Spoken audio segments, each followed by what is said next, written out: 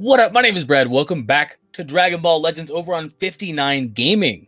Today we're jumping in again. We just talked about UI Goku and Jiren. Probably would have gone up yesterday, I believe.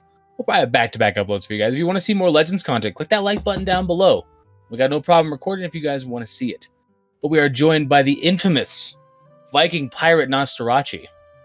Hey, all right, someone else added pirate. I just added Viking in there to kind of balance it out a little bit. It's probably Talon then.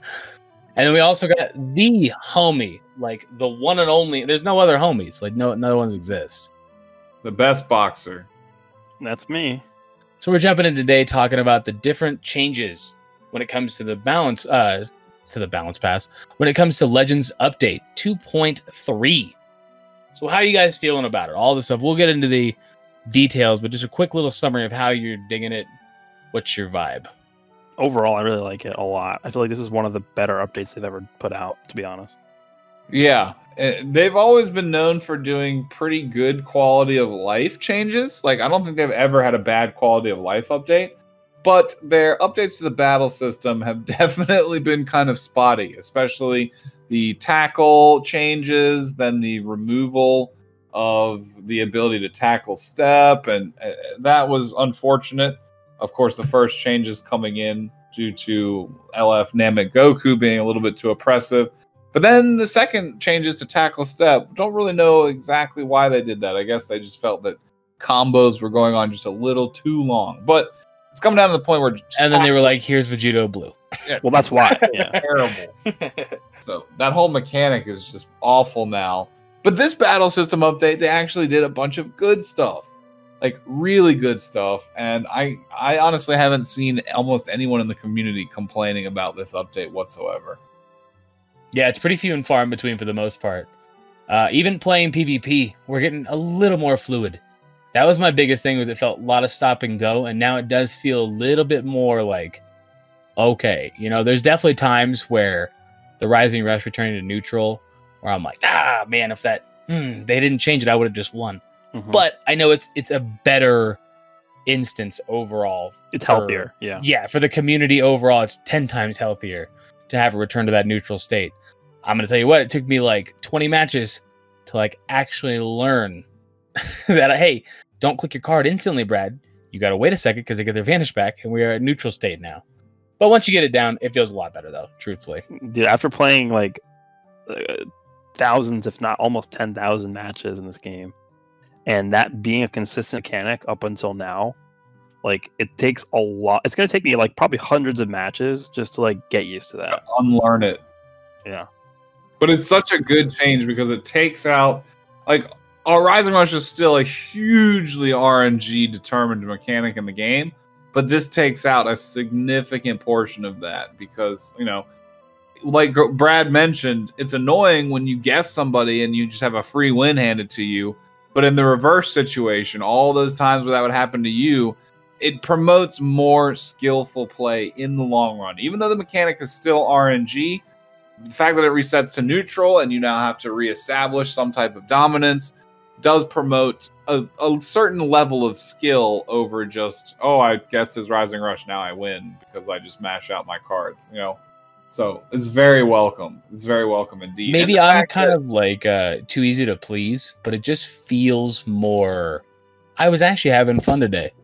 Like, even when I got matched, I was actually just having a good time. So did I. And maybe, yeah, that's it. That is something I have not felt with Legends in like 6 months. And that sounds a little crazy to be a Legends content creator, but like to just sit down and actually enjoy what I'm doing for an hour, like...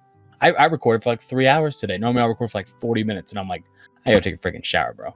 Like, it's like, but I actually dug it today quite a bit. Yeah, there's multiple factors involved as to why that happened. Now, we can segue into the battle pass in a second, but me personally, I went with the toughest difficulty, the PvP oriented and adventures and co-op, whatever, battle pass, and that promotes, you know, playing that game mode more specifically to get more rewards.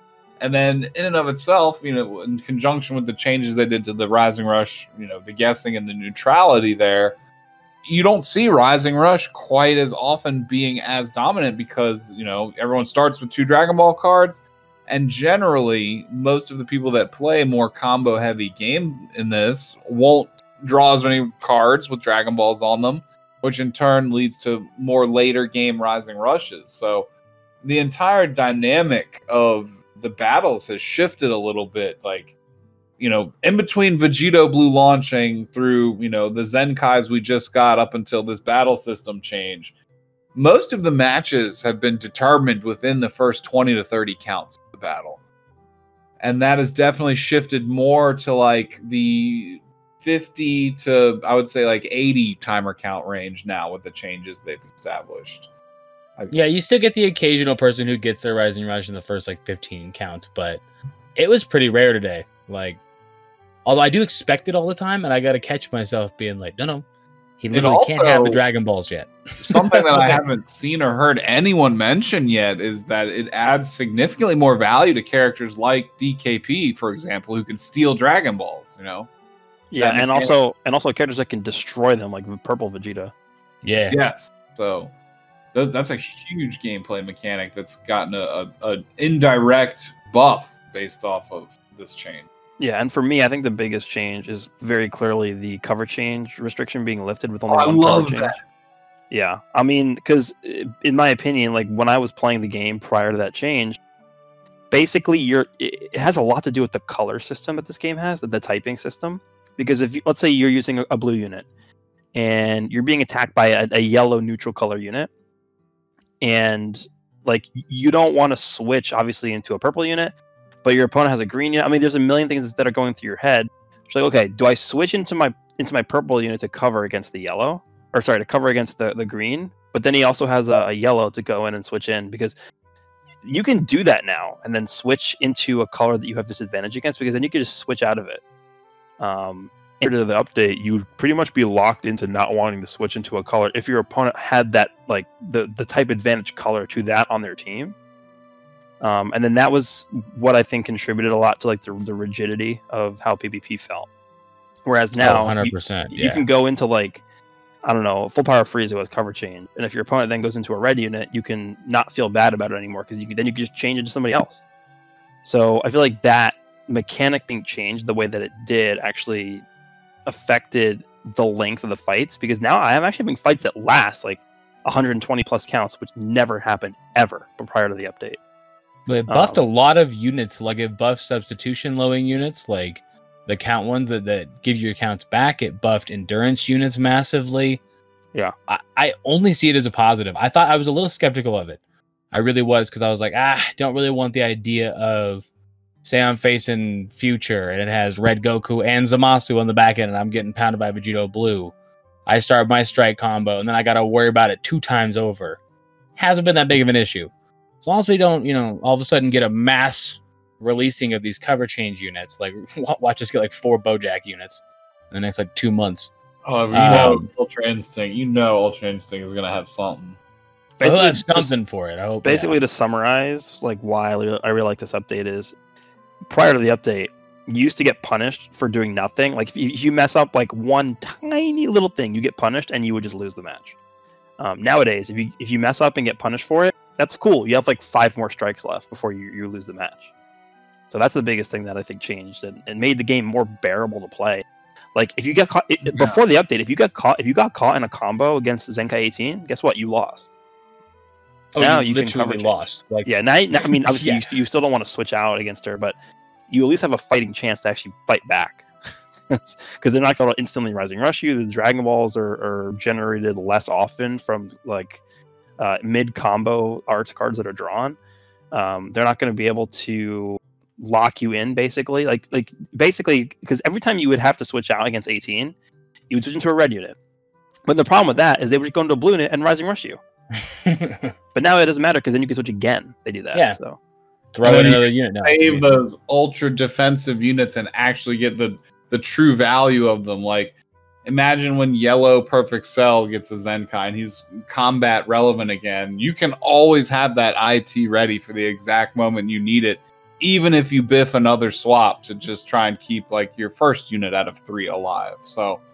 And then the same thing can be said about the Red Cell or Rage Trunks or any unit that's got specific passives that are highly defensive and could have been played around before, again, it cycles back to what I said before, that it takes an element of the RNG out of battle and makes things a little bit more skill and just, play determinant on both sides, as opposed to just you get stuck in something and then boom, everything unfolds from that one event. So yeah, like you said, you're just there. All right, one other thing we'll touch on real quick in this video. Like I said, if you want to see more Legends content on this channel, let us know down below. Click that like button. We will keep uploading this stuff left and right for you guys if you're digging it. Obviously, we're trying to expand it too, but yeah, we got the battle pass to talk about as well, real quick. But also, what do you guys think about getting the 3000 Z power for Broly and Goku? Oh, it's free stuff. I'll take it. Vegeta too, right? Scouter Vegeta. Well, okay, I forgot. I've had him 14 stars for like a year, but I think I'm a little bit torn because I don't know where that leaves us going in the future. Because it's like, should you be summoning on stuff? Because Goku only came out a little over a year ago at this point, maybe a year and 4 months. The first anniversary, and it's like if units like that are gonna get it, it's really weird. I wouldn't think they would give him for free. It definitely threw me off. I'm down for it. I think it's cool. Somebody doesn't have Vegito Blue. Maybe that's why they picked him, because they're like, we need a blue God key. Some people don't have Vegito Blue this far in. They don't want to chase whatever else. I don't know their thought process with that. Maybe it's just because it's Goku. Is he the most recent character that's gotten a Zenkai? I think he might be, right? Yeah, well, he's the first of the year 1 anniversary units that's gotten one. Yeah, everybody else was before that. I don't think any units post his release have been Zenkai'd. No, not to my knowledge.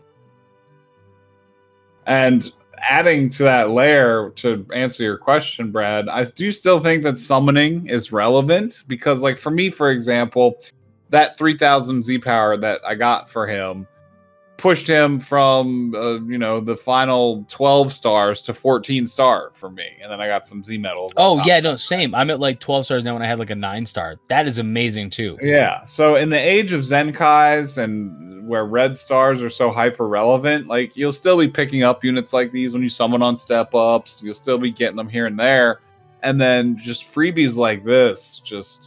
I wouldn't expect them consistently, or at least maybe if they are consistent, they're not going to be predictable as to which characters are necessarily going to get them, but they're a welcome addition to the game. It seems that with the Battle Pass that, again, we're about to segue into, and Zenkais, in addition to summoning the digger robots and the little skip ticket farming robots, like, they've introduced like multiple ways of getting income in this game. Like, there's different monetization models for like 4 or 5 different things in this game now at this point. So maybe that just allows them to be a little bit more lax with some of the summoning restrictions. Maybe not on newer units, but at least on ones that we're seeing, like, are the 1 year anniversary range. Like, if that allows them to start to be more free with those units for the every player, the average player, to then get them to the point where they can Zenkai them and then they feed into that monetization model instead. I think that for a fighting game, accessibility in the roster, I've been saying this since the game released, like, gacha and fighting games are kind of counterproductive with one another, because you want the roster to be accessible so everyone can at least try all the characters and play the ones they like and avoid the ones they don't like, because that's how they're going to hold player base. If I come into the game and I don't really like androids, but all I pull is androids and that's my best team, I'm forced to kind of use a team that I don't really care about the characters, I might not be as inclined to stick with the game, as opposed to if I get the UI Goku, or at least a really good God Key team, or whatever characters I like, So at least having accessibility in the roster is great. And then for that, they can carry over into the monetization model of Zenkai, and the game developers are still able to make some income, but offer a lot of characters to every player. No, 100%. I'm not saying we shouldn't be summoning on new banners, because there's a lot of reason to, especially now with like the all-stars and stuff like that. Like, you take examples, even like that Goten giving both attacks on Sun Family. That's huge. Even no matter how old your Zenkai units and stuff are, that's a huge type of Z ability. So no, there's definitely times to do it. It really just threw me off. I just wouldn't have expected to get 3000 Z power for Goku, Broly, and Scouter Vegeta. Just boom, boom, boom. Here you go. This is for free. I like it. Not only was it down. not only was the Z power, it was a ton of crystals too. Oh, it was a butt ton. I mean, I think that morning I started like 1,500, and I had like 5,700 in like 40 minutes. 500-ish that we got. Yeah, and if you did all the friendship ones, if you happen to have all, what was it, 50 units to friendship level 5? Yeah. Now, a lot of that is great, but I feel like a lot of that is also highly retroactive because of how long we've been playing the game, right? So this is a thing that they did to introduce as the new benchmark, the new norm for the game. So all new players coming in are going to experience this system firsthand, but us as longtime players, this is kind of like wink, wink, nudge, nudge. These are retroactive, so enjoy these extra rewards, right? So yeah, and that's not even counting the events that just give like 1,000 crystals each. Oh yeah, no, I'm back up to like 2,500, and I Z3'd Broly and Goku. Yeah. No, they're doing really, really good. We just need to maintain this momentum. Little tiny shifts. I think Zenkais are finally working their way to the meta nicely, where it's like, as long as we don't get any more Gohans, I'm okay. Like, we're good. Just no more Gohans. And it's okay. Unless they're like a new Seminole LF and they're good for a while, like VB was really good and he's starting to fall off a little bit. That's okay. That's fine. But just no more of the absurdly, clearly one is dominant over the rest. Like I'm not subscribing to that. So you guys should subscribe to 59 Gaming though.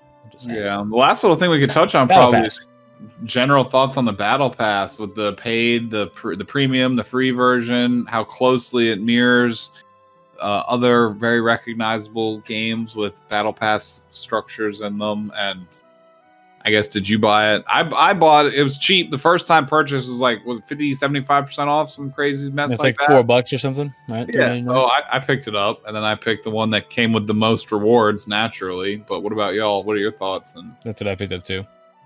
I mean, I like it so far. I've been getting a fair amount of crystals. Like I can't complain. It's just an easy way for people who like a certain way of playing the game to more, I guess, reap the rewards of playing that specific way that you want to play. It's like if you only want to play PvP, like let's say you just don't like PvE and you only want to play PvP, but then you're going to miss out on a lot of the rewards for not playing PvE. Well, now you're going to get those rewards in the form of these battle plans or mission plans, I think they're called. So it really helps people who just like don't enjoy certain parts of the game. They can just skip those parts now and focus on what they want to do. Yeah, I see it only as a W. Because like if you're very lackadaisical on the game, so you just, like you said, you just want to do PvE, maybe you hate PvP, don't care, boom, get in some rewards, get this, get that. I do recommend, if you spend even a little bit in the game, obviously pick up the $4 one. It's pretty worth it. What does it go up to after? Was it like $8? $10? Yeah, I mean, who knows if it'll ever even be sold at that price? But yeah. Well, yeah, they might just keep it at the $4.99. That's that fake marketing to make it more desirable. Like introduce something, display it for a higher price, and be like, "Oh, it's marked down. Grab it now while it's hot." So currently, the initial value of the Battle Pass is whatever we just paid for it, and then if they increase it, to whatever they said it was after the first time purchase, well, I guess we'll see. Because unlike other games, right, there are some notable differences. Like, all right, I hate to mention it, but if you compare this to something like Fortnite, the free version of this pass would be very similar, right? You just play through, you get some free stuff, you get some chrono crystals, boom, you're done. But the paid version does not earn you back your way of getting another battle pass, right? That's what we've seen in games like Fortnite or PUBG or Call of Duty, whatever else. Like if you play through the battle pass, earn everything, you earn back your investment to then get it again, right? This is not like that. Like, you're going to have to fork over the cash every time you want to get the premium version of these battle passes. So they reset like every 15 or 16 days or something like that. Yeah, there's 12 days left right now. Yeah. That's and like there's no cosmetic rewards or any titles or anything like that yet. But this is like the 1.0 version of these battle passes. So as they continue to evolve, I would expect them to change as well over time based on feedback, data, stuff like that the developers get from us, the players. So yeah, 100%. I mean, I'm on board with it. It's 1,500 chrono crystals for the premium one for $4. Even if you just do free to play, it's still 500. Like even if you're just not, that's pretty solid for just picking that plan, for picking a plan. Like, and if you're gonna do it anyways, Like, you know you're going to play PvP anyways. You may as well. You get a bunch of skip tickets. You get a bunch of energy. I like it. Everything about this update, I can't find any negatives. I thought we were getting double Zenkais. I was like, that's going to be a negative. And then they were like, nah, here's 3,000 multi Z power, or here's 3,000 Z power. And I was like, oh, well, all right, never mind. Like, I was looking for everything negative, but everything's been positive. I have no complaints where we're at right now. Well, the only thing I'll say is there's been a ton of bugs, and It's very slow. There's been a ton of like just general like sluggish stuff going on. Like, it takes me like twice as long to do anything in the game right now. And I've seen a lot of people having big issues with PvP matches just being laggy every single time, even when both players have like good connections. Like, maybe I just haven't seen that yet. Then I'll probably get to that. I'm only ranked 45 right now. I'll probably get to that. Yeah, they marketed that whole speed up process just so that over time, as they added to the game, it would return back to the normal speed. That honestly, maybe yeah. I mean, they'll probably speed it back up, I would think, but it's that is a little. Don't get me wrong. There's definitely times where I sit here and wait for 5-6 seconds. I think every change that they made intentionally was a good change. It's just practically right now what's happening is everything is just so bugged and slow that like I don't know. Like once they work out the kinks, this will be like one of the better updates. But like as it stands right now, like I have 3 events left to do. They're all bugged. I'm not going to waste my time doing them when they're bugged. And that cooler bug event with the energy. Yeah, there's that one, and then there's the key bug with the special event. Okay, thank God I was insane. I thought I was insane with that. Wait, one. are you like not able to get the key for the Vegeta event or whatever? No. You get the key, but then you can't. Like it tells you don't have it, and you have to reset the app every time. And what's even more annoying is, even if you're in the event and you complete a stage, it'll kick you out until you don't have the keys. Then you have to restart the app again. In order for me to complete that event, I had to reset my app like 8 times. I haven't experienced that one yet, but I haven't tried it over and over again to get in. Yeah, well, so that kind of stuff. Then that is really annoying. Maybe I'm just missing a couple of those. The speed thing I definitely noticed for sure. And there were some matches today where it was like, whew, that is some lag. But you always kind of just think it's the other person. So everybody's experiencing though. Okay. Well, we'll work on that kind of stuff, I guess. I want to try and keep it as positive as I possibly can, you know. Yeah, the update overall was pretty good. Yeah. Covered most everything. Yeah, I think we're pretty much set at that point. Any little final touches from you guys? No, I mean, just in conclusion, like I said, all the changes they made are very good changes. It's just once they work out the kinks, we're not going to really see the game, shine for now, right? It's going to take a while. Yeah. And undoubtedly, there'll be a version 2.4 and then 2.5. And that's the thing with games as a service. They constantly evolve. So you as the audience, be sure to leave your feedback where they can see it. Preferably constructively, not like telling them to go sit and rotate, because that doesn't really help at all. But voicing your concerns in large quantities is the best way for them to see things and be responsive, because they've demonstrated that they listen. Oh, they definitely listen. We know that much. Yeah, we know they listen. So constructively communicating, concerns to them is obviously going to have impact on the future of this game, and that's the way to move forward, I think, as a community. Yep, I 100% agree. Cool. Well, I think we're going to get out of here. Like I said at the beginning of the video and in the middle, if you want to see more Legends content, make sure you leave a like down below. And we'll keep pumping it out for you guys. Make sure you subscribe to the channel, and thank you guys so much for the support. You guys have been killing it. We'll catch you guys around. Deuces. Peace.